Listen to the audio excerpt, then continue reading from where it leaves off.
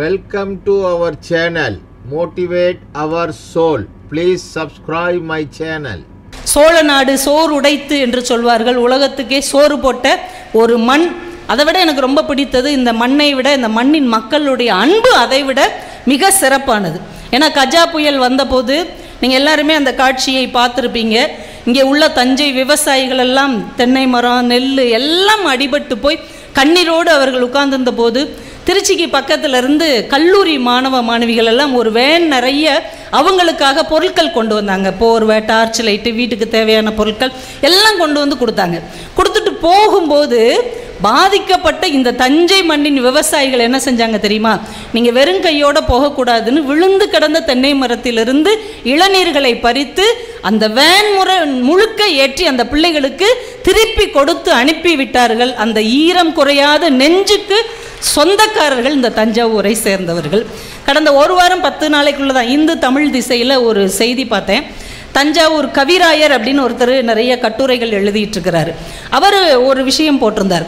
தஞ்சாவூரில் அவர் ஒரு 10 நாளைக்கு முன்னாடி வரைக்கும் வெயில் கொளுத்தி எடுத்துச்சுல்ல, இப்பயும் கொளுத்தி எடுக்குது, இருந்தாலும் காற்றும் சேர்ந்து தூக்கி அடிக்கிட்டு இருக்குது. அப்போ இந்த வெயில் கொளுத்திட்டு இருக்க நேரத்தில் இவர் ஒரு தேநீர் கடையில் நின்றுட்டு இருந்திருக்கிறார். நிறைய பேர் அந்த வெக்க தாங்காமல் சாதாரண எளிய மக்கள் அப்படியே வேர்த்து விறுவிறுத்து நின்றுட்டு இருந்திருக்கிறாங்க. திடீர்னு ஒருத்தர் சைக்கிளில் வந்து இறங்கியிருக்கிறார். பச்சை துண்டு கட்டியிருக்கிறார். கையில் 2-3 விசிறி எடுத்துகிட்டு வந்து இந்த வேர்க்க விறுவிறுக்க நின்றுட்டு இருந்தாங்க இல்லையா, அவங்க எல்லாருக்கும் ஒரு 2 நிமிஷம் விசிறிக்கிட்டு இருந்திருக்கிறார். என்ன மனசு பாருங்க! அது வெறும் விசிறியின் விசிறல் அல்ல, அவர் மனதில் இருந்த நேயத்தின் விசிறல் என்று அந்த தஞ்சாவூர் கவிராயர் என்பவர் எழுதியிருந்தார். ஒரு மனிதன் அன்பை எப்படிலாம் காட்ட முடியுதுங்க? பணம் இருக்கிறவங்க பணம் கொடுப்பாங்க, அன்னதானம் செய்வாங்க, புத்தகங்கள் வாங்கி தருவாங்க. எதுவுமே இல்லாதவங்க வேர்க்கிற உனக்கு நான் கொஞ்ச நேரம் நிழலை தருகிறேன், ஒரு ஆசுவாசத்தை தருகிறேன்னு சொல்ல முடியும் என்றால் அது இந்த தஞ்சாவூர் மண்ணில் இருக்கிற மனிதர்களால் தான் முடியும். வேற எந்த ஊர்லையும் இப்படி யாரும் யோசிச்ச மாதிரி தெரியல. அதுக்காகவே அந்த முகம் தெரியாத மனிதருக்கு ஒரு பெரிய கைத்தட்டல்களை உங்கள் மூலமாக நான் தெரிவித்துக் கொள்கிறேன். நிறைய விஷயங்களுக்கு பிரபலமான இந்த தஞ்சை மண்ணில் புத்தக திருவிழா மிக சிறப்பாக நடந்து கொண்டிருக்கிறது. நீங்கள் வந்திருக்கிற எல்லாருமே அந்த இதுக்குள்ளே போயிட்டு வந்தீங்களா? புத்தக அரங்குக்குள்ளே போயிட்டு வந்திருப்பீங்க. சும்மா போயிட்டு வந்தால் போகாது. எல்லாருமே முடிந்த அளவு ஒவ்வொரு முறை வரும்போதும் ஒரு புத்தகமோ 2 புத்தகமோ வாங்கி உங்கள் வீட்டில் உள்ள பிள்ளைகளுக்கு அது பரிசாக கொடுத்து அதை படிக்க சொல்லுங்கள். படித்ததை ஒரு டைரியில் எழுத சொல்லுங்கள். படித்து முடிச்சிட்டாங்கன்னா படிப்பதற்கு புத்தகம் வாங்குவதற்கு வாய்ப்பு இல்லாதவர்களுக்கு அந்த புத்தகத்தை அவர்களை பரிசாக கொடுக்க சொல்லி நீங்கள் ஊக்கப்படுத்துங்கள். அடுத்த தலைமுறை நல்ல வாசகர்களாக இருந்தால்தான் நல்ல தலைவர்களாக மாற முடியும் என்பதை நம் தலைமுறை குழந்தைகளுக்கு பெரியவர்களாகிய நீங்கள் தான் எடுத்து சொல்ல வேண்டும் என்று கேட்டுக்கொண்டு இன்றைக்கி எனக்கு தலைப்பு வந்து தெய்வம் தந்த வீடு அப்படின்னு கொடுத்துருக்குறேன். இப்போ தெய்வம் தந்த வீடு அப்படின்னா நம்ம அவள் ஒரு தொடர்கதையில் வர்ற அந்த ஒருத்தர் இப்போ குடிச்சிட்டு பாடுவார்ல, அந்த பாடல் வர்ற சம்பவமும் அந்த படத்தில் உள்ள கதையோ நிச்சயமாக கிடையாது. கொஞ்சம் விஷயங்கள் நாம் மறந்து போன, திரும்பி பார்க்க முடியாத, நாம் தொலைத்து விட்ட சில விஷயங்களை உங்களோட பகிர்ந்து கொள்ள வேண்டும் என்பதற்காக இந்த தலைப்பை நான் கொடுத்தேன். ஏன்னா வாழ்க்கையில் எல்லாமே நம்முடைய சாய்ஸ் தான், நம்முடைய தேர்வு தான். இன்றைக்கி நீங்கள் இங்கே புத்தக திருவிழாவுக்கு வரணுங்கிறது உங்களுடைய சாய்ஸ் தான். யாரும் உங்களை கழுத்தில் கத்தி வச்சு மரியாதையாக அங்கே வரணும் அப்படிலாம் யாரும் கூப்பிடல, யாரும் இழுத்து கொண்டும் வரவில்லை, 200 ரூபா கொடுத்தும் கூட்டுட்டு வரல, நீங்களாக தான் வந்தீங்க. இது உங்களுடைய சாய்ஸ். இப்போ நீங்கள் நினச்சிருந்தா ஏதாவது ஒரு சினிமாவுக்கு போயிருக்கலாம், இல்லை வீட்டிலையே உட்காந்து சீரியல் பார்த்துட்டு இருக்கலாம், இல்லை மொபைலில் வெப் சீரிஸ் பார்க்கலாம். 200-300 வெப் சீரிஸ் போயிட்டு இருக்குது, அது கூட நீங்கள் உட்காந்து பார்த்துருக்கலாம். இல்லைன்னா பக்கத்துலேயே பெருவுடையார் கோவில் இருக்கிறது, அக்கடையான் போய் அங்கே போய் உட்காந்துருக்கலாம், இல்லை நண்பர்களோட வீட்டுக்கு போய் அரட்டை அடித்திருக்கலாம். ஆனால் அதையெல்லாம் விட்டு புத்தக அரங்குக்கு இன்றைக்கி வரணும், புத்தக திருவிழாவுக்கு வந்து உட்காரணும் அப்படிங்கிறது உங்கள் தேர்வு தான். இப்படி வாழ்க்கையில் எல்லாமே நம்முடைய தேர்வு தான். உணவு, உடை, உறைவிடம் எல்லாமே நம்ம தேர்வு தான். இப்போ காலையில் இட்லி சாப்பிடணுமா, தோசை சாப்பிடணுமா, நம்ம தான் சொல்கிறேம்மா எப்போ பார்த்தாலும் இட்லியே வைக்கிறோமா, தோசை சுட்டு கொடுமா கேட்குறோமா இல்லையா? நம்ம செஞ்சு கொடுக்குறோமா இல்லையா? சாய்ஸ் கேட்குறாங்க வீட்டில் உள்ளவர். அன்றைக்கி ஒரு அம்மா அப்படித்தான் அப்பளத்துக்கு போய் குருமா வச்சுருந்துருக்காங்க. வீட்டுக்காரருக்கு ரொம்ப ஆச்சரியமாக இருக்குது, ஏமா அப்பளத்துக்கு போய் குருமா வச்சுருக்க அப்படின்னு இருக்காரு. பூரிக்கட்டை எடுத்து காமிச்சிருக்காங்க. அதுக்கப்புறம் தான் சப்பாத்திங்கிற விஷயமே அந்த ஆளுக்கு தெரிய வந்திருக்கு. இது வந்து நம்ம தலைவிதி, இதுக்கு நம்ம ஒன்றுமே செய்ய முடியாது. ஒருத்தர் அவசரமாக பசியில் சோறுக்கு தண்ணி ஊற்றி சாப்பிட்டுட்டு இருந்திருக்காரு. எங்கள் ரசம் இந்த பக்கம் இருக்குங்க, தண்ணி ஊற்றி சாப்பிட்றீங்க, பரவாயில்லம்மா இதுவே நல்லா தான் இருக்குது அப்படின்ட்டு இருக்காரு. அப்போ அவர் வாங்கி வர அதாக இருக்கலாம். ஆனால் நமக்கு ஒரு சாய்ஸ் இருக்குது. வீட்டில் சாப்பிட பிடிக்கலைன்னா கூட வர்ற ஒளியில் இத்தனை உணவகங்கள், ஹோட்டல்கள் இருக்குது. பிடித்ததை தேர்வு செஞ்சு சாப்பிடக்கூடிய வாய்ப்பு நம்மகிட்ட இருக்குது. உடை, அதுவும் நம்மளுடைய சாய்ஸ் தான். உடை வந்து கால மாற்றத்தில் ஒரு 30-40 வருஷத்தில் நம்ம காலத்திலே உடை எவ்வளோ மாறி இருக்குது பார்த்தீங்களா? பயங்கரமாக மாறி இருக்குது. அன்றைக்கெல்லாம் கிழிச்சதை தச்சு போடுவாங்க, இன்றைக்கி தச்சதை கிழிச்சு போடுறாங்க. எவ்வளோ ஃபேஷன் மாறிடுச்சு பாருங்கள். அதைத்தான் நம்ம பிள்ளைகள் விரும்புகிறார்கள். அன்றைக்கெல்லாம் கிழிஞ்சு ஒரு ட்ரெஸ்ஸு போட்டிருந்தோம்னா அவமானமாக இருக்கும், ஐயோ கிழிஞ்ச ட்ரெஸ் போட்டிருக்கான் அப்படின்னு. ஆனால் இன்றைக்கி கிழிச்சு போட்டால் தான் அது ஒரு மரியாதை, அதுதான் ஒரு உயர்வு அப்படின்னு மாறிடுச்சு. அப்போ உடை நம்முடைய தேர்வு தான். உறைவிடம், ஒரு வாடகை வீடு பார்க்கணுன்னா கூட எத்தனை வீடு தேடி அலைகிறோம். அது நமக்கு சொந்தமான வீடு கிடையாது. இன்னும் 2 வருஷமோ 3 வருஷமோ இருந்துட்டு இன்னொரு வீட்டுக்கு மாற போகிறோம். ஆனால் கூட வாடகை வீடுக்கு 10 வீடு 12 வீடு தேடி தேடி அலைஞ்சு இந்த வீடு நல்லா இருக்குது, இந்த வீட்டுக்குள்ளே நுழைஞ்ச உடனே மனசுக்கு திருப்தியாக இருக்குது அப்படின்லாம் பார்த்து வீட்டுக்கு போகிறோம். ஆனாலும் வாடகை வீடு தான். யுகபாரதி ஒரு வார்த்தை எழுதுவார், வாடகை வீட்டில் வசிக்க முடியுமே தவிர வாழ முடியாது அப்படின்னு எழுதுவார். வாடகை வீட்டில் நீங்கள் வசிக்கலாம், ஆனால் மனசார வாழ முடியாது. ஆனால் அப்படிப்பட்ட வாடகை வீட்டுக்கு கூட நமக்கு சாய்ஸ் இருக்குது. இந்த வீடு பிடிக்கலன்னா அந்த வீடு. சொந்த வீடு கட்டுறது நம்மளுடைய சாய்ஸ் தான். எங்கே வந்து எந்த ரூம் இருக்கும், குழந்தைங்கள்லாம் ஒன்று சேர்ந்துருவாங்க. எங்கள் பெட்ரூம் வந்து பிங்க் கலரில் இருக்கணும், ஹால் இந்த கலரில் இருக்கணும், அது அங்கே இருக்கணும், இது இங்கே இருக்கணும்னு போட்டு மண்டையை உடச்சி வீடே ஒரு கந்தர கோலமாக ஆக்கி வச்சுருவோம். ஆனால் புதிதாக இனிமேல் வீடு கட்டணும்னு நினைக்கிறவங்க எத்தனை அறை வேணாலும் வச்சு கட்டுங்க. ஆனால் ரொம்ப கண்டிப்பாக படிப்பதற்காக ஒரு அறையை கண்டிப்பாக ஏற்பாடு செய்யுங்கள். புத்தகங்கள் வைப்பதற்கு ஒரு அறை இருக்கிற மாதிரியான ஒரு வீடை கட்டுங்கள். அப்போ வீடு என்பது நம்முடைய சாய்ஸ் தான். எல்லாமே நம்முடைய தேர்வு தான். ஹேர் ஸ்டைல்லேருந்து லைஃப் ஸ்டைல் வரைக்கும் நம்முடைய தேர்வு தான். ஆனால் ஒரு சில விஷயங்களை மட்டும் நம்மால் தேர்வு செய்ய முடியவே முடியாது. ஒரு சில விஷயங்களை நம்மால் மாற்றவும் முடியாது. அந்த தேர்வு செய்ய முடியாத, மாற்ற முடியாத, இதுதான் நமக்கு சாஸ்வதம் என்று சொல்லக்கூடிய சில விஷயங்கள் இருக்கிறது. அது நம்முடைய குடும்பம், அது நம்முடைய உறவு. அம்மா அப்பாவை யாராவது தேர்வு செய்ய முடியுமா? அப்படி ஒரு வாய்ப்பு இருந்தால் எவ்வளோ நல்லா இருக்கும். நம்மலாம் அம்மானி, இவர் தான் எனக்கு அப்பா, அம்மா தான் ஹேமமாலினி, நமக்கு அண்ணன்லாம் பெரிய பெரிய அதானி, இந்த மாதிரி நமக்கு பணக்காரங்க, பிடிச்சவங்க, அழகானவங்க, சினிமா நடிகர்களை தேர்ந்தெடுத்திருப்போம். ஆனால் நமக்கு தேர்வு இருந்ததா? இல்லை. யாரோ ஒரு அம்மா அப்பா வந்து நமக்கு ஃபிக்ஸ் ஆகிடுச்சு. நம்ம கூட பிறந்த அண்ணன் தம்பிகளை நாம் தேர்ந்தெடுத்தோமா? அக்கா தங்கச்சிகளை நாம் தேர்ந்தெடுத்தோமா? இல்லை. இவங்க எல்லாமே நமக்கு தெய்வம் தந்த வீடு, தெய்வம் தந்த உறவுகள். இதை நம்மால் வாழ்க்கையில் மாற்றவே முடியாது. இது நமக்காகவே படைக்கப்பட்டது. ஆனால் நமக்காகவே படைக்கப்பட்ட இந்த உறவுகளை நாம் எந்த அளவுக்கு கொண்டாடுகிறோம், இல்லை கொண்டாடி கொண்டு இருக்கிறோம், இல்லை எந்த அளவுக்கு மதிப்பு கொடுக்கிறோம் அப்படிங்கிறதுக்காகத்தான் இந்த தலைப்பை நான் கொடுத்தேன்.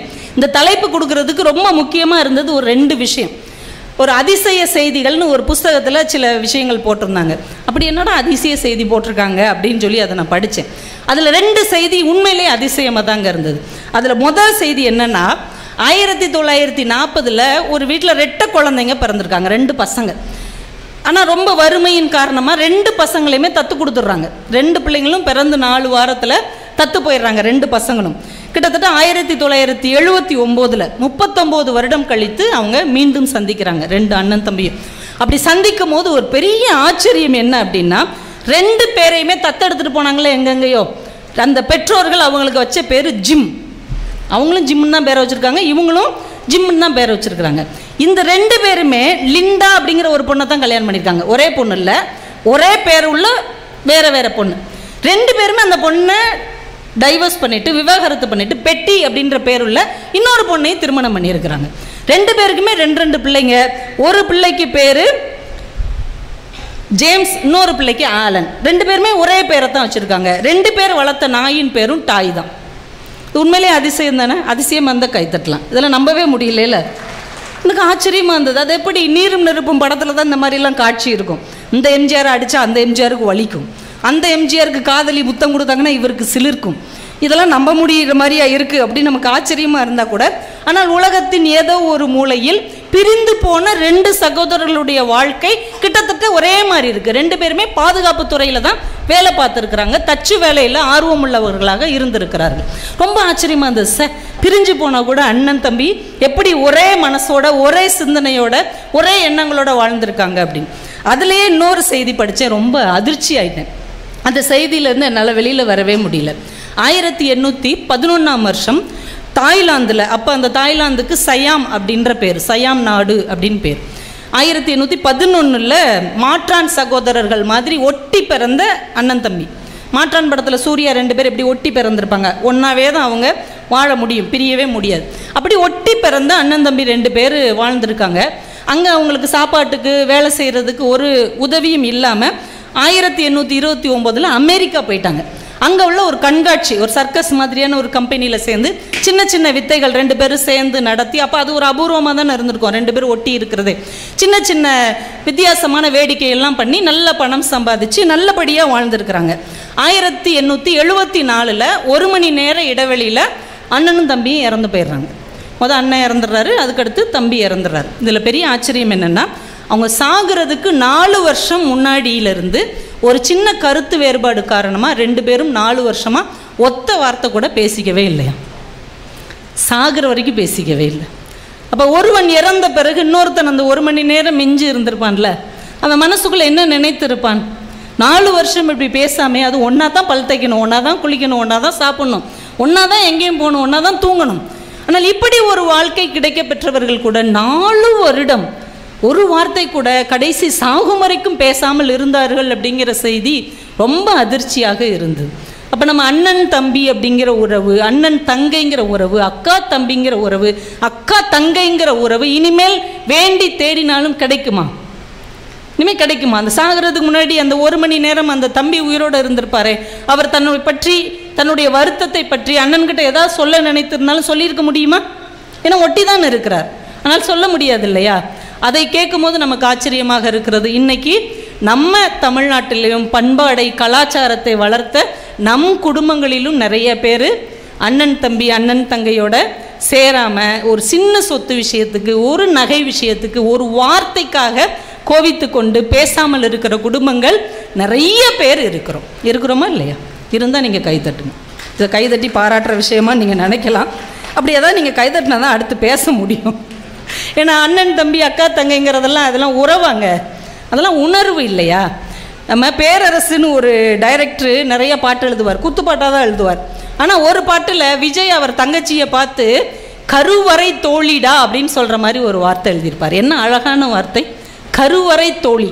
நமக்கு வகுப்பறை தோழிகள் நிறைய பேர் இருக்கிறாங்க, வகுப்பறை தோழர்கள் நிறைய பேர் இருக்கிறாங்க.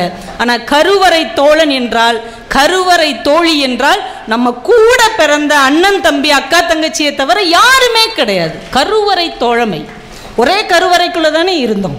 ஆனால் அந்த உறவு ஏன் வளர்ந்து திருமணமாகி வேறு வேறு ஊருக்கு போன உடனே ஒருத்தருக்கு ஒருத்தர் பார்க்கக்கூட முடியாமல், பேசக்கூட விருப்பம் இல்லாமல் ஏன் நாம் பிரிந்து போகிறோம்? நான் முத்துக்குமாருங்கிற ஒரு அற்புதமான கவிஞன் அணிலாடு முன்றில் அப்படின்னு ஒரு புஸ்தகம் எழுதினார், நீங்கள் படிச்சிருப்பீங்க. அது பிள்ளைகளுக்கு வாங்கி கொடுங்க. ஏன்னா அடுத்த தலைமுறை பிள்ளைங்களுக்கு இனிமேல் அக்கா தங்கச்சிலாம் கிடையாது.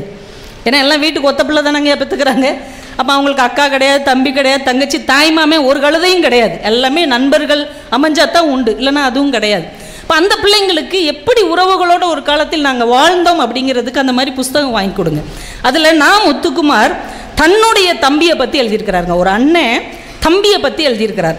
நான் மலர்ந்த தொப்புள் கொடியின் இன்னொரு பூ, நான் மலர்ந்த தொப்புள் கொடியின் இன்னொரு பூ, என் உதிரத்தின் பங்காளி, வேற்றுருவன் ஆனாலும் என் மாற்று உருவன், நான் உண்ட மிச்சப்பாலின் ருசி அறிந்தவன், அதனால் என் பசி அறிந்தவன், என் நாணயத்தின் இன்னொரு பக்கம், துக்கத்தில் என்னை தாங்கும் தூண், சக ஊன் என் தம்பி என்று நான் முத்துக்குமார் தன் சொந்த தம்பியை பற்றி ஒரு கவிதை எழுதியிருக்கிறார்.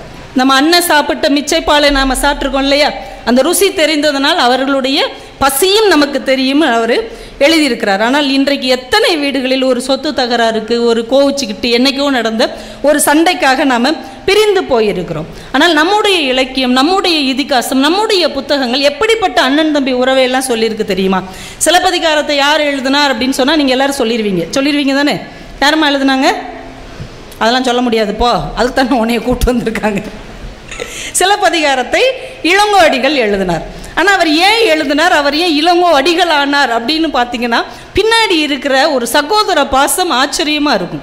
அரண்மனையில் அண்ணனும் தம்பியும் உட்காந்துருக்கிறாங்க. சேரன் செங்குட்டுவன் அண்ணன், இளங்கோ தம்பி. ஒரு நிமித்திகன், ஒரு ஜோசியர் வந்து சொல்கிறாரு, ஜாதகத்தை எல்லாம் பார்த்துட்டு நீ எப்படி பார்த்தாலும் அரசனாக முடியாது, தம்பியா இருக்கிற இவன் தான் அரசராவன் ஒரு குண்டை தூக்கி போட்டு போயிட்டார். இப்போ குடும்பம் எப்படி இருக்கும்?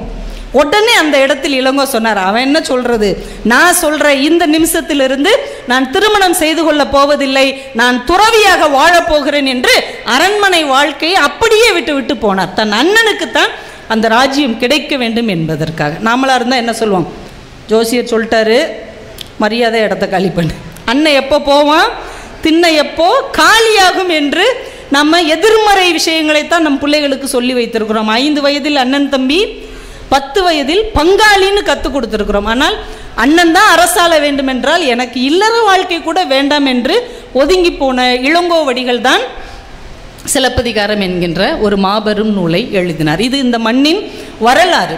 ஒரு ஊரில் பழனி மலைக்கு பக்கத்தில் முதிரா மலை பகுதின்னு ஒரு பகுதியில் அண்ணன் தம்பி 2 பேர் இருந்திருக்காங்க. குமணன் ஒருத்தர், இளங்குமணன் ஒருத்தர். குமணன் தான் அண்ணன், இளங்குமணன் தம்பி. இங்கே பார்த்தீங்கன்னா அப்படியே ஆப்போசிட்டாக சண்டை. அண்ணனுக்குன்னா பேரு புகழ் எல்லாம் இருக்குது, வர்ற புலவர்களுக்கெல்லாம் வாரி வாரி கொடுக்குறாரு. அதனால எல்லாரும் இவரை புகழ்கிறாங்க. தம்பிக்கு சுத்தமாக பிடிக்கல, அண்ணனை காலி பண்ணிவிட்டு அந்த இடத்துக்கு தான் வரணும்னு ஆசைப்படுறாரு. சரி, இப்படியாண்டு அல்பத்தனமாக ஆசைப்படுற இந்த பதவியை நீயே வச்சுக்கொண்டு தம்பிக்கு கொடுத்துட்டு இவர் காட்டுக்குள்ளே போயிட்டார். போன பிறகும் அண்ணனை பற்றியே எல்லாரும் புகழ் பாடுறாங்க. இவருக்கு ரொம்ப எரிச்சல் ஆயிடுச்சு. உடனே ஒரு தண்டோரா போட்டார். யார் குமணனுடைய தலையை வெட்டி கொண்டு வர்றீங்களோ அவன் கையில் வச்சிருக்கிற உடைவாளோட அவங்களுக்கு 1000 பொற்காசு பரிசாக வழங்கப்படும் தம்பி அறிவிச்சிட்டார். இந்த விஷயம் தெரியாமல் அந்த அரசவைக்கு அண்ணன்கிட்ட அடிக்கடி பரிசு வாங்கின பெருந்தலை சாத்தனார் அப்படின்னு ஒரு புலவர் போகிறார். நான் உங்கள் அண்ணனை பாடி எப்பயுமே பரிசில் வாங்குவேன், அவன்லாம் இல்லை, பரிசெல்லாம் கொடுக்க முடியாது, போயான்னு வட்டி விட்டுறார். சரி, அண்ணனை தேடி இவர் காட்டுக்குள்ளே போகிறார். குமணனை பார்க்குறார். என்னப்பா நீ எல்லா புலவர்களுக்கும் உதவி செய்வியே, வந்தவங்களுக்கெல்லாம் வாரி தருவியே, இப்படி காட்டுக்குள்ளே வந்துட்டியே, நான் உன்னைய தான் பார்க்க வந்தேன், என் குடும்பம் வறுமையில் இருக்குது, ஆனால் நீ இப்படிப்பட்ட நிலைமையில் இருக்கியேன்னு உடனே இந்த குமணன் உடைவாள் எடுத்து அவர் கையில் கொடுத்து, என் தலைக்கு 1000 பொற்காசுகள் என் தம்பி தரேன்னு இருக்கிறான், நீங்கள் தயவு செஞ்சு என் கழுத்தை வெட்டி என் தலையை எடுத்துகிட்டு போய் 1000 பொற்காசுகள் வாங்கி நீங்கள் நல்லா இருங்க. அப்படியே அரன்றாரு அந்த புலவர். இப்படி கூட ஒருத்தர் இருப்பானா அப்படின்ட்டு உடைவாளை மட்டும் கொடுப்பா அப்படின்னு வாங்கிட்டு போய் அவங்க அண்ணன் முகம் மாதிரியே ஒரு பொம்மையில் ஒரு முகம் செஞ்சு ரத்தம் சொற்ற மாதிரி ஏற்பாடு பண்ணி அரண்மனைக்கு போயிட்டார். போய் உங்கள் அண்ணன் தலையை கொண்டு வந்துட்டேப்பா, அந்த உங்கள் அண்ணனுடைய உடைவாள் 1000 பொற்காசு கொடுன உடனே அண்ணன் தலை கொடுத்தால் 1000 பொற்காசுன்னு சொன்ன அந்த இளம் குமணன் அண்ணன் தலைதானான்னு கூட அதை சோதிக்காம அப்படியே படபடன் ஆகி கண்ணீர் விட்டு வேர்த்து எங்கள் அண்ணனை கொண்டுட்டீங்களா, எங்கள் அண்ணனை கொண்டுட்டீங்களான்னு நடுங்கிறான். உடனே புலவர் சொல்லுகிறார், இதுதான் தானாடா விட்டாலும் தன் தசை ஆடும் என்று நம் முன்னோர்கள் சொன்னார்கள். உங்கள் அண்ணன் சாகலப்பா, அங்கே தான் இருக்கிறான். இவர் உடனே ஓடி போய் மன்னிப்பு கேட்டு அண்ணனை அரசாட்சிக்கு ஏற்றினார் என்று நம்முடைய தமிழ் இலக்கியத்தில் சங்கப்பாடல் சொல்லுகிறது. இப்போ எப்பேற்பட்ட அண்ணன் தம்பிகளை எல்லாம் நம்முடைய இலக்கியங்கள், இதிகாசங்கள், காப்பியங்கள், கவிதைகள், சிறுகதைகள், நாவல்கள் நமக்கு கற்றுக் கொடுத்திருக்கிறது. அதில் நாம் எத்தனையை படித்திருக்கிறோம், எத்தனையை அடுத்த தலைமுறைக்கு நம்ம சொல்லி இருக்கிறோம். கம்பராமாயணம் நம்ம எல்லாருக்கும் பிடிச்ச ஒரு விஷயம்தான். ராமனை காட்டுக்கு போக சொல்லிட்டாங்க, ராமனை மட்டும்தானே காட்டுக்கு போக சொன்னாங்க, லட்சுமணனை யாரும் போக சொல்லவே இல்லையே. ஆனால் லக்குவன் போகிறான், நானும் வருவேன் அப்படின்னு. நீ ஏன்டா வர்ற, நீ பாட்டுக்கு நிம்மதியாரு. இல்லைண்ணா, ஒரு குளம் இருக்குன்னா அந்த குளத்தை நம்பி இருக்கிற மீன் அந்த குளம் இருக்கும் வரைக்கும் தான் இருக்கும். அந்த குளம் இல்லை என்றால் மீன் செத்து போகும். நான் அந்த மீன் மாதிரி, நீ இல்லை என்றால் நான் செத்து போவேன் என்று ஒரு தம்பி பேசியதாக நம்முடைய இந்தியாவில் ஒரு காப்பியம் பேசியிருக்கு. அதனால தான் இன்னைக்கும் இரட்டை குழந்தைகள் பிறந்தால் ராமன் லக்குவனன்னு பேர் வைக்கிற பழக்கம் இன்றைக்கும் கிராமங்களில் இருக்கிறது. என்றால் இப்படி அண்ணன் தம்பிலாம் வாழணும் நமக்கு கற்றுக் கொடுத்துருக்குறாங்க. அது ராமாயணத்தில் பெரிய ஆச்சரியம். கதாநாயகன்கள் அப்படி இருந்தால் பரவாயில்ல, ஆனால் எதிர்மறை பாத்திரமாக இருப்பாங்க பாருங்க. வாலி தான் சுக்ரீவனுக்கும் வாலிக்கும் சண்டை வந்துடும். சுக்ரீவன் தான் அண்ணனை கொல்றதுக்கு ராமனையே கூட்டு வருவார். அவரும் மறைஞ்சிருந்து அம்பு எய்திருவார். சாக போகிறதுக்கு முன்னாடி வாலி ராமன் கிட்ட சொல்லுவார், இந்த பார் ராமா, என் தம்பி ஒரு அவசர புத்திக்காரன், என்னத்தையாவது கூறுகட்டத்தனமாக பண்ணிடுவான், அப்படி ஏதாவது பண்ணிட்டான்னா அவனை மன்னிச்சிரு, என் மேலே விட்ட அம்பை என் தம்பி மேல் எய்து விடாதே என்று சாவதற்கு முன்னால் வாலி வரம் வாங்கி கொண்டு இறந்தான் என்றால் எப்படிப்பட்ட அண்ணன் தம்பிகளை நாம் பார்த்துருக்குறோம். அதையும் விட இன்னும் வாங்க, ராவணன், அவன் வில்லன் தானங்க அந்த படத்தில். நம்ம அந்த கதையில் வில்லனாக இருக்கிற ராவணனுக்கு 2 தம்பி இருக்கிறாங்க. ஒரு தம்பி நல்லவன், ரொம்ப ரொம்ப நல்லவன், அதனால ராமன் கூட போய் சேர்ந்துடுறார். இன்னொரு தம்பி கும்பகர்ணன், போர்க்களத்தில் அண்ணனுக்காக நிற்கிறார். இப்போ 2 தம்பிகளும் எதிரெதிர நிற்கிறாங்க. வீடனன் போய் கூப்பிட்றான், அண்ணே நீ நல்லவன், நீ எந்த தப்பும் செய்யாதவன், என்ன கொஞ்சம் அதிகமாக சாப்பிடுவ, அதனால் ஒன்றும் பிரச்சனை இல்லை, நீ இந்த பக்கம் வந்துருண்ணே, அண்ணனை காலி பண்ணிட்டு இந்த அரசாங்கத்தை ராமன் எனக்கு தருவான், இந்த இலங்கை சாம்ராஜ்யத்தை நான் உனக்கு தருகிறேன், நீ வந்துரு. வீடனன் கூப்பிடும்போது கும்பகர்ணன் போயிருக்கலாம் இல்லையா? இல்லைனா நீ ரொம்ப விவரமான ஆளுடா, விவரமாக அங்கே போய் பிழைச்சிக்கிட்டேன்னு திட்டக்கூட செஞ்சுருக்கலாம் இல்லையா? சொல்ல, டேய் உனக்கு அது சரி, நீ ரொம்ப நல்லவன்டா, நீ ரொம்ப தூய்மையானவன், நீ ராமன் கூட இரு. அண்ணனுக்குன்னு ஒருத்தன் வேணும்லடா, அவன் கெட்டவனாக இருந்தாலும் தன் பக்கம் ஒரு தம்பியாவது இருந்தான் என்று அவனுக்கு ஒரு ஆறுதலுக்கு ஆள் வேணும் இல்லையா? நான் ராவணனுக்காக செஞ்சோற்று கடன் தீர்க்க நான் சாகிறேன், எங்களுக்கு எள்ளும் தண்ணியும் இறைப்பதற்கு தம்பியாகிய நீ ஒருவனாவது இந்த இலங்கையில் மிச்சம் இரு என்று கும்பகர்ணன் என்கின்ற ஒரு அண்ணன் சொன்னான் என்றால் எப்படிப்பட்ட அண்ணன் தம்பிகளை நாம் எல்லாம் பார்த்துருக்கிறோம். அதெல்லாம் விடுங்க, இலக்கியம் இதிகாசம் காப்பி என்று போகும். இந்த தஞ்சாவூர் மண்ணில் நீங்கள் உட்காந்துருக்கிறீங்க. தஞ்சை பெருவுடையார் கோவில் என்பது தமிழனின் அடையாளம் மட்டுமா? அது ஒரு கட்டிடக்கலையின் அடையாளம் மட்டுமா? 1000 ஆண்டு கழித்து நிலைத்து நிற்கிற ஒரு மிகப்பெரிய தமிழனின் சொத்து அப்படிங்கிறது மட்டுமா? இல்லைங்க, அதற்கு பின்னால் ஒரு சகோதர பாசம் இருக்கிறது. குந்தவை நாச்சியார் உங்கள் எல்லாருக்கும் தெரியுமில்ல, திரிசா தான் குந்தவை நாச்சியார். ஆமாம். அருண்மொழிவர்மன் யாரு? ஜெயம் ரவி. ஓகேவா?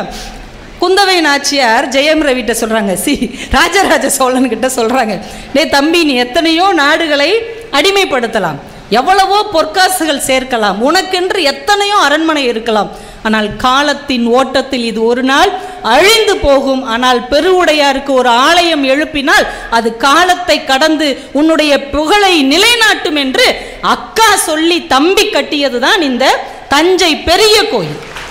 நீங்கள் அந்த கல்வெட்டில் பாருங்கள், 18,000 களஞ்சி வெள்ளியும் 10,000 களஞ்சி தங்கமும் அக்கா தம்பிக்கு கொடுத்து இந்த கோயிலை கட்ட சொல்லியிருக்கிறார்கள். அதனால தான் நான் கொடுத்தனவும் அக்கன் கொடுத்தனவும் என்று கல்வெட்டிலே ராஜராஜ சோழன் பதிவு செய்திருக்கிறான். என்றால் ஒரு நல்ல அக்கா தன் தம்பியின் புகழை காலம் கடந்தும் நிலைக்க செய்வாள் என்பதற்கு இந்த மண்ணில் பிறந்த ஒரு அக்கா நிரூபித்திருக்கிறார். அப்ப இந்த மண்ணில் பிறந்த பெண்கள்லாம் எப்படி இருக்கணும்?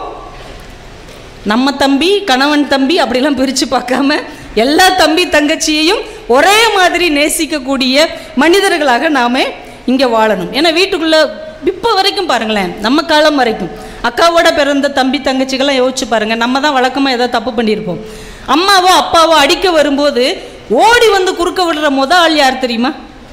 அக்காவாகத்தான் இருப்பார்கள். ஓடி வந்து அந்த அக்கா குறுக்க விழுந்து நம்ம வாங்குற அடியெல்லாம் தான் வாங்கி கொண்டு தன் தம்பியையும் தங்கையையும் காக்கிற ஒரு மிகப்பெரிய ஆயுதமாக சின்னஞ்சிறிய வயதில் நமக்கு கிடைத்த ஒரு அற்புதமான மருந்து என்றால் அது நம்ம கூட பிறந்த அக்காவாகத்தான் இருக்க முடியும். நீங்கள் பள்ளிக்கூடத்தில் பாருங்களேன், 6ஆம் கிளாஸ் அண்ணன் படிப்பான், 3ஆம் கிளாஸ் தம்பியோ தங்கச்சியோ படிப்பாங்க. ஒரு பிரச்சனைன்னு வந்து அம்மா அப்பாவை தேடி போக மாட்டாங்க. அந்த தம்பிக்காரனோ தங்கச்சியோ, உங்கள் அண்ணன் இதே ஸ்கூலில் படிக்கிறான் தெரியும்ல, அவனை கூட்டு வந்தால் என்ன ஆகும் தெரியும்ல, கூட்டு வாடா உங்கள் அண்ணன் பெரிய இவனா, போனால் அவங்க அண்ணன் சோப்பலாங்கி மாதிரி இருப்பான், ஏண்டா இவனை வச்சுக்கிட்டாடா இவ்வளோ பந்தா பண்ண. ஆனால் அந்த சோப்பலாங்கியாக இருக்கிற அண்ணன் தம்பிக்கோ தங்கச்சிக்கோ ஒரு பிரச்சனைன்னா அவன் பண்ணுற அலப்பறையை பார்த்துருக்கீங்களா? ஏன் தம்பி மேலையாடா நீ கையை வச்ச, ஏன் தங்கச்சியவாடா நீ கேலி பண்ணன்னு வரிஞ்சு கட்டிட்டு வருவான் பார்த்தீங்களா? அந்த உறுத்து அந்த உரிமை நம் கூட பிறந்தவர்களை தவிர வேற யாருக்கும் வருவதற்கு வாய்ப்பே கிடையாது. அதுதாங்க அக்கா அண்ணனுடைய பாசம். மகாத்மா காந்தி அவர்கள் சுதந்திர போராட்டத்துக்காக நிறைய ஊரில் வந்து பிரச்சாரம் பேசுகிறதுக்காக போகிறார்.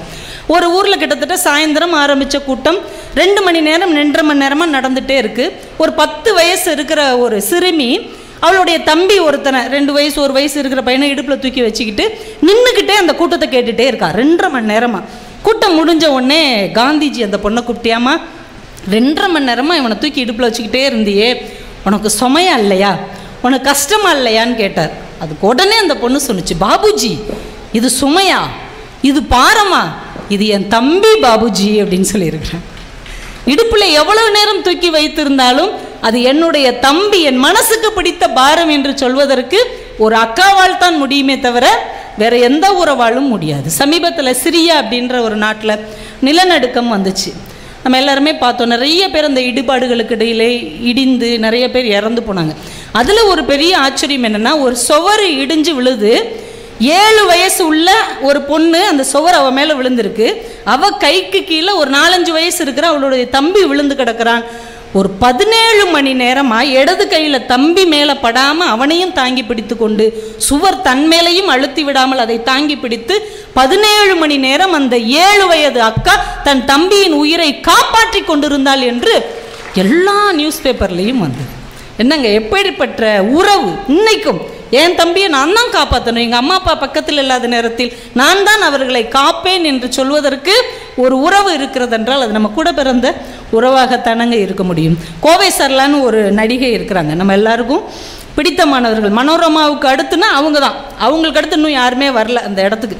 அவங்க பேசின வசனங்களாக இருக்கட்டும், அவங்க பாடுற பாட்டாக இருக்கட்டும், இன்றைக்கி நம்ம மனசில் ஓடிட்டே இருக்கும். என்னைய காரைக்குடியில் கூப்பிட்டாக, என்னை அங்கே கூப்பிட்டாக, இங்கே கூப்பிட்டாகலாம் வசனம் பேசுவாங்க. இந்த சிநேகிதனைங்கிற பாட்டை அவங்கள மாதிரி யாராலையுமே பாட முடியாது. அப்படி ஒரு ஆற்றல் உள்ள நடிகை கோவை சரளா. அவங்க ஏதோ ஒரு தொலைக்காட்சிக்கு ஒரு தடவை பேட்டி கொடுக்குறாங்க. அப்போ அந்த நிருபர் கேட்குறாரு, மேடம் நீங்கள் ஏன் திருமணமே பண்ணிக்கல அப்படின்னு. அவங்க கல்யாணமே பண்ணிக்கல கோவை சரளா மேடம். ஏன் நீங்கள் திருமணமே பண்ணிக்கல, இவ்வளவு பிரபலமான நடிகையாக இருக்கீங்க, பேர் புகழ் பணம் எல்லாம் சம்பாதிச்சிருப்பீங்களா? அவங்க சொன்னாங்க, எனக்கு 4 சகோதரிகள், ஒரு சகோதரன். நாங்கள் ரொம்ப கஷ்டப்பட்ட குடும்பம். நான் இந்த சினிமாவில் நடித்து சம்பாதிக்க ஆரம்பித்ததுக்கப்புறம் தான் எல்லார் குடும்பமும் கொஞ்சம் கொஞ்சமாக மேலே வந்தது. என்னுடைய சகோதரிகளுக்கெல்லாம் திருமணம் பண்ணி அவங்க பிள்ளைகளெல்லாம் வளர்ந்து நான் ஒரு நிலைக்கு திரும்பி பார்த்தா எனக்கு வயசு ஆயிடுச்சு. இனிமேல் எனக்கு எதுக்கு கல்யாணம், என் சகோதரியின் பிள்ளைகள் தான் என் பிள்ளைகள் என்று நான் வாழ பழகி கொண்டேன் அப்படின்னு சொன்னாங்க. எனக்கு ரொம்ப ஆச்சரியமாக இருந்தது. நம்மளை சிரிக்க சிரிக்க வைக்கிற அந்த மென்மையான மனசுக்குள்ளே எவ்வளவு சோகமான மெல்லிய உணர்வு இருக்கிறது. ஆனால் அதை கூட தன் சகோதரன் பிள்ளைகளுக்காகவும் சகோதரி பிள்ளைகளுக்காகவும் அவர்கள் விட்டு கொடுத்திருக்கிறார்கள் என்றால் இந்த அற்புதமான உறவுக்கு அக்கா தம்பி என்கின்ற, அக்கா தங்கை என்கின்ற உறவை தவிர வேறு என்ன பேர் இருக்க முடியும்? ஒரு நாள் கொஞ்ச நேரத்தில் முடிச்சிடுறேன். சென்னை ஐஐடியில் ஒரு பெரிய மீட்டிங் நடந்ததுங்க. அதில் விப்ரோ கம்பெனியுடைய சேர்மன் அஜிம் பிரேம்ஜி நடந்த ஒரு சம்பவத்தை, அமெரிக்காவில் நடந்த ஒரு சம்பவத்தை, அதான் மனித மனம் எப்படி ஆற்றல் உள்ளதுங்கிறதுக்கு அவர் சொன்னார், நடந்த ஒரு சம்பவத்தை. ஆனால் அதுக்குள்ளே ஒரு உறவின் அற்புதம் இருக்குது அப்படிங்கிறத உங்களுக்கு சொல்லணுங்கிறக்காக எடுத்துகிட்டு வந்தேன். அமெரிக்காவில் டெக்சாஸ்னு ஒரு மாகாணம். அங்கே ஒரு சாதாரண எளிய குடும்பம், ஒரு அம்மா அப்பா, ஒரு அக்கா, ஒரு தம்பி. அக்காவுக்கு டெஸ் அப்படின்னு பேர், தம்பிக்கு ஆண்ட்ரூ அப்படின்னு பேர். நேரமும் அடிச்சுட்டு தான் கிடப்பாங்க. நம்ம வீட்டில் மாதிரி, நம்ம வீட்டில் என்னைக்காவது வீட்டில் 2 பிள்ளைங்களும் ஒற்றுமையாக இருந்து நீங்கள் பார்த்துருக்கீங்களா? ஒரு பென்சிலுக்கு, ஒரு பேனாவுக்கு, ஒரு சாக்லேட்டுக்கு, ஹோட்டலுக்கு போனால் ஒரு சிக்கன் 65க்கு பேயா அடிக்குதுக்கு. ஆளுக்கு ஒன்று வாங்கி வச்சுக்கோங்கன்னு சொன்னாலும் கேட்டு தொலையாதுக்கு, அவ்வளோ சண்டை போடுதுக்கு. அதே மாதிரி தான் அதுகளும் 2 அடி தட்டி தான் ஒரே. அக்காவுக்கு 8 வயசு, தம்பிக்கு என்ன ஒரு 4 வயசு, இப்படி குடும்பம் போயிட்டுருக்கு. திடீர்னு ஒரு நாள் ரோட்டில் விளையாடிக்கிட்டு இருந்த தம்பி இப்படி மயக்கம் போட்டு விழுந்துடுறான். என்னடா மயக்கம் போட்டு விழுதுறான்னு ஹாஸ்பிட்டலுக்கு கொண்டு போனால் அவனுக்கு மூளையில் போகிற நரம்பில் ஒரு பிரச்சனை. அதுக்கு ஆப்ரேஷன் பண்ணுறதுக்கு நிறைய பணம் தேவை. இவங்க இருக்கிற பணத்தை எல்லாம் செலவு பண்ணி பார்க்குறாங்க. சொந்த வீடை விற்றுட்டு வாடகை வீட்டுக்கும் போயிட்டாங்க. அப்படியும் அவனுக்கு ஆப்ரேஷனுக்கு தேவையான பணத்தை அவங்களால தயார் பண்ண முடியல. ஒரு கட்டத்தில் ஹாஸ்பிட்டலில் வச்சு சிகிச்சை பண்ண முடியாமல் வீட்டுக்கு கொண்டு வந்துடுறாங்க. இந்த அக்கா கேட்குறா, ஏமா தம்பி எந்திக்கவே மாட்டேங்கிறான், அவன் ஏன் படுத்த படுக்கையாகவே இருக்கிறான், தம்பி எந்திக்க சொல்லுங்கம்மா, என் கூட விளையாட சொல்லுங்கம்மா, இப்படியே இருக்கிறான், சாப்பிட மாட்டேங்கிறான், நான் கூட இனிமேல் சண்டையே போட மாட்டேம்மா, அந்த டெடி பேரை அவனுக்கு கொடுத்துட்றேம்மா, அந்த பேனாவை கூட நான் அவனுக்கு கொடுத்துட்றேன், அவன் என்ன கேட்டாலும் கொடுத்துறேன், இனிமேல் நான் அவனை அடிக்கவே மாட்டேன், அவனை திட்டவே மாட்டேன், தம்பி எந்திக்க சொல்லுங்கம்மா, ப்ளீஸ்மா தம்பி எழுப்புங்க அப்படின்னு அந்த பிள்ளை கதறி இருக்குது. உங்கள் அம்மா சொல்லியிருக்காங்க, இனிமேல் உன் தம்பியை எழுப்பணுன்னா ஏதாவது அற்புதம் கிடச்சாதான் உண்டு, அற்புதம் இருந்தால் மட்டும்தான் உன் தம்பி இனிமேல் எந்திரிச்சு வருவான், இல்லைன்னா வரமாட்டாமான்னு சொல்லிட்டு அழுதுருக்குறாங்க. இந்த குழந்தைக்கு அற்புதங்கிற வார்த்தைக்கு அர்த்தம் தெரியலை, அது ஏதோ பொருள் போல் அப்படின்னு நினச்சிட்டு அவள் வீட்டில் ஒரு உண்டியலில் காசு சேர்த்து வைப்பாங்க இல்லையா, சும்மா வீட்டில் அம்மா அப்பா செலவுக்கு கொடுத்த அந்த $1, $1/2 இதெல்லாம் வச்சுருந்துருக்குறான். அதை எடுத்துகிட்டு ஒரு பிரபலமான மெடிக்கல் ஸ்டோருக்கு ஓடி இருக்கிறான். ஓடி போய் அந்த மருந்து கடைக்காரர் முன்னாடி அந்த உண்டியலை வச்சு, எனக்கு அற்புதம் கொடுங்க, எப்படியாவது எனக்கு அற்புதம் கொடுங்க, அது இருந்தால் தான் என் தம்பி பிழைப்பான், அற்புதம் இருந்தால் தான் என் தம்பி என்னைய பாப்பான், என் கூட விளையாடுவான், சாப்பிடுவான், அற்புதம் கொடுங்கன்னு கத்தி இருக்குது. அந்த மெடிக்கல் ஸ்டோர்காரர் அப்படி ஒன்றும் கிடையாதுமா, போமான்னு சத்தம் போட்டுட்டு இருக்கிறார். இந்த 2 பேருடைய வாக்குவாதம் கேட்டு உள்ளே இருந்து ஒரு பெரிய மனிதர் வெளியில் வர்றார். என்னம்மா என்ன பிரச்சனை? இல்லைங்கய்யா, அற்புதம் இருந்தால் தான் என் தம்பி பிழைக்க முடியும்னு எங்கள் அம்மா சொல்லிட்டாங்க, அற்புதம் கொடுங்க இதை வச்சுக்கிட்டு. உடனே அவர் எங்கே உன் தம்பி இருக்கிறான்னு அவன் கூட போகிறார். அந்த தம்பியை பார்க்குறார். உடனே ஒரு மருத்துவமனைக்கு ஃபோன் பண்ணுறாரு. அவங்க தம்பியை எடுத்து கொண்டு போய் அந்த ஆஸ்பத்திரியில் வைக்கிறாங்க. மிகப்பெரிய மருத்துவமனை. வைத்தியம் பார்த்து அவனுக்கு அறுவை சிகிச்சை செஞ்சு அந்த பையன் நல்லா வந்துடுறான். அவனுக்கு எல்லா பிரச்சனையும் தீர்ந்துருது. அம்மாவும் அப்பாவும் பதட்டத்தோடு இருக்காங்க. இவ்வளோ பெரிய ஆஸ்பத்திரியில் இவ்வளோ பெரிய அறுவை சிகிச்சை நடந்திருக்குது, இதுக்கு யார் பணம் கொடுக்க முடியும், என்ன செய்ய முடியும்னு ரொம்ப பதட்டத்தில் இருக்கும்போது அந்த டாக்டர் சொல்லியிருக்கார், நீங்கள் ஒன்றும் பயப்பட வேண்டாம், இந்த சிகிச்சைக்கு விலை உங்கள் பொண்ணு சேர்த்து வச்சிருந்தால உண்டியல்ல அந்த பணம் மட்டும்தான் இந்த அற்புதத்திற்கான விலை என்று அவர் சொல்லியிருக்கிறார். அவர் டாக்டர் ஹால்டன் ஆம்ஸ்ட்ராங் என்கின்ற அமெரிக்காவின் மிகச்சிறந்த மூளை நரம்பியல் சிகிச்சை நிபுணர். இந்த அற்புதம் எப்படி நிகழ்ந்தது? இது காலம் இட்ட கட்டளையாக நாம் நினைக்கலாம். ஆனால் ஒரு அக்கா என்பவள் நிகழ்த்திய அற்புதம்தான் தம்பி என்கின்ற ஒருவனுக்கு உயிர் கொடுத்திருக்கிறது என்றால், அப்படிப்பட்ட அக்காக்கள் நம்ம வீட்டில், அப்படிப்பட்ட அண்ணன்கள் நம்ம வீட்டில் இருக்கிறார்கள், இருந்தார்கள். ஆனால் இன்னைக்கு என்ன நிலைமையில் இருக்கிறாங்க அப்படிங்கிறத நம்ம யோசிச்சு பார்க்கணும். நம்ம சினிமான்னு ஈஸியாக பேசிடுறோங்க. ஆனால் சினிமா துறையில் சில விஷயங்கள் ஆச்சரியமாக இருக்கும். நீங்கள் நடிகர் விசு அவர்கள் இருக்கார் இல்லையா, இயக்குனர், அவர் எடுக்கிற எல்லா படத்துலையும் அவர் தம்பி இருப்பார், பார்த்துருக்கிறீங்களா? கிஸ்முன்னு ஒருத்தர் இருப்பார், அவர் சுமாராக தான் நடிப்பார். இந்த சம்சாரம் அது மின்சாரம் படத்தில் தான் கொஞ்சம் நல்லா நடிச்சிருப்பார். கம்முனாட்டி போ அப்படின்னு இந்த அம்மா திட்டம் பாருங்க, மனோரமா, அப்புறம் பெரிய மீசையை வச்சிருப்பார். ஆனாலும் ஒரு படத்தில் கூட தன் தம்பி அவர் விடவே மாட்டார். ஆனால் அந்த தம்பி இறந்த பிறகுதான் விசு அவர்கள் ரொம்ப தளர்ந்து போனார். தம்பி உடையான் படைக்கு அஞ்சான் என்று அவ்வளவு படங்கள் எடுத்த விசு சார் கிஸ்மு இறந்த உடனே அவர் ரொம்ப சோர்ந்து போயிட்டார். அந்த அளவுக்கு தம்பி என்பவர்கள் நம்ம வாழ்க்கையில் முக்கியமானவர்கள் சினிமாவில் காமிச்சிருக்கிறாங்க. வெங்கட் பிரபுன்னு ஒரு இயக்குனர் இருக்கார் தெரியுமில்ல, மங்காத்தா படம்லாம் எடுத்தவர். அடுத்து நம்ம இளைய நம்ம தளபதி விஜய் சாரை வச்சு அவர் தான் படம் எடுக்க போகிறார். அவரை ஒரு பேட்டி எடுக்கும் போது அந்த நிருபர் சொன்னார், சார் நீங்கள் கதை இல்லாமல் கூட படம் எடுக்கிறீங்க, ஆனால் உங்கள் தம்பி இல்லாமல் படம் எடுக்கவே மாட்டீங்களா அப்படி. பிரேம்ஜின்னு ஒருத்தரை வச்சு எடுப்பார் தெரியுமா, அவர் சுமாராக தான் நடிப்பார். ஆனால் வெங்கட் பிரபு அவர் இல்லாமல் படம் எடுக்கவே மாட்டார். என்ன காரணம்? நல்லா நடிக்கிறானோ நடிக்கலையா, அவன் என் தம்பிங்க, என் தம்பிக்கு நான் தான் ஆதரவு கொடுக்க வேண்டும். அந்த அன்பு யாருக்கிட்ட இருக்கும் நீங்கள் யோசிச்சு பாருங்கள். சினிமான்னு எவ்வளோ ஈஸியாக சொல்லிடுறோம்.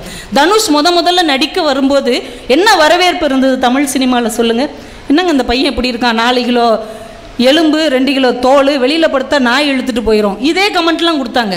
ஆனால் இன்றைக்கு தனுஷ் மிகப்பெரிய அசுரனாக தமிழ் சினிமாவில் வளர்ந்திருக்கிறார். அதற்கு விதை போட்டது அவர் கூட பிறந்த அண்ணனாகிய செல்வ ராகவன் தான் முதலில் நம்பிக்கை வைத்தார். என் தம்பி சாதிப்பாங்க, என் தம்பி ஜெயிப்பான் என்று அவருக்கு முதலில் வாசல் திறந்து வைத்தவர் அந்த அண்ணன் தான். ஜெயம் ரவி இன்னைக்கு பொன்னியின் செல்வன் ஆயிட்டார்.